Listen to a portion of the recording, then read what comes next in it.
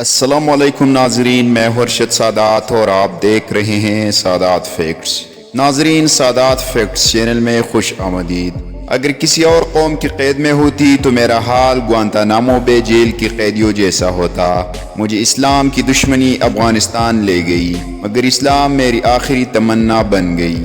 یہ الفاظ ہے لندن کے اخبار سنڈے ٹائمز کی خاتون صحافی ایوان ریڈلی کی، جو 28 ستمبر 2000 کو خفیہ طور پر افغانستان میں داخل ہوتے ہوئے طالبان کے قید میں چلی گئی تھی۔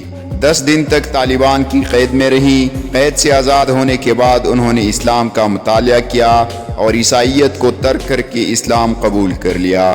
آج کل وہ اسلام اور امت مسلمہ کی مسائل کی انتہائی سرگرم ترجمان ہے۔ وہ کہتی ہے کہ میں چاہتی ہوں جدھر بھی جاؤ اسلام کی روشنی پلا دوں، اور اسلام کے لیے لوگوں نے جو تعصب کی آگ پھیلا دی ہے اسے بجھا دوں۔ ان کے ساتھ جو 10 دن میں سلوک کیا گیا وہ اسلام قبول کرنے کی ترغیب ثابت ہوا۔ جب امریکی اور برطانوی فوج کی طرف سے افغانستان پر حملہ ہونے والا تھا تو رپورٹنگ کے لیے انہوں نے اپنے اخبار کو افغانستان جانے کی پیشکش کی۔ پاکستان پہنچنے کے بعد انہوں نے افغانستان کا ویزا حاصل کرنے کی کوشش کی، مگر کامیابی نہ ملی، لیکن انہوں نے افغانستان جانے کا پختہ ارادہ کر لیا تھا۔ اس لیے وہ ایک افغانی کی مدد سے جعلی شناختی کارڈ بنوا کر وہ افغانستان میں داخل ہو گئی۔ ان کا گائیڈ جب ان کو اپنے گاؤں لے کر گیا تو وہاں کے لوگوں نے بڑی محبت سے ون ریڈلی کا استقبال کیا۔ گاؤں والوں کو جب یہ پتہ چلا کہ ریڈلی ایک مغربی عورت ہے تو وہ ڈر گئے، کیونکہ وہاں بلا اجازت غیر ملکیوں سے رابطہ رکھنا جرم تھا۔ لیکن اپنی روایتی میزبانی نے ان کو ریڈلی کے ساتھ اچھا برتاؤ کرنے پر مجبور کر دیا۔ ان کی میزبانی سے فارغ ہو کر ریڈلی اپنے گائیڈ کے ساتھ وہاں سے آگے روانہ ہو گئی۔ کچھ دور وہ دونوں پیدل چلے۔ اس کے بعد گائیڈ نے وین ریڈلی کو خچر پر سفر کرنے کو کہا۔ ریڈلی نے سوچا پہاڑی راستے پر چلنے سے بہتر ہے کہ وہ خچر پر بیٹھ جائے۔ ان کے خچر پر بیٹھتے ہی وہ بتکا اس نے دوڑ لگا دی اور کچھ دور جا کر رک گیا۔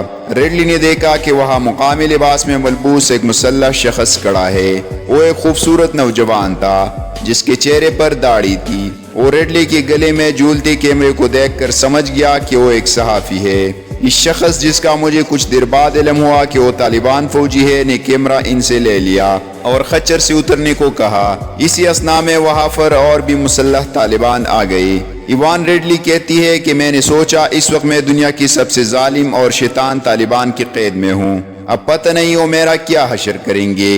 مسلح لوگ ان کے گرد جمع ہو گئے، لیکن نہ کسی نے انہیں ہاتھ لگایا اور نہ کسی نے ان سے کوئی بات کی۔ پھر ان کو اپنے پیچھے آنے کا کہہ کر وہ آگے بڑھے۔ ایک مقام پر رک کر کھڑے ہو گئے۔ وہاں پر بہت سے پتھر پڑے ہوئے تھے۔